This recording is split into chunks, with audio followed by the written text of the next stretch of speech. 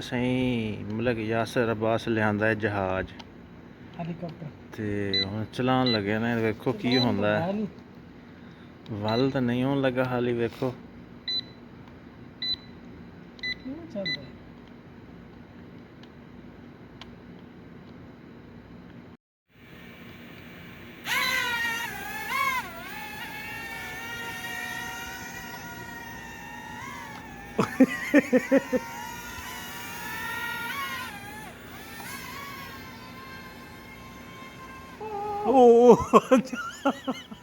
ਜਾਂਦਾ ਹੀ ਲੋਕਾਂ ਦੇ ਘਰੇ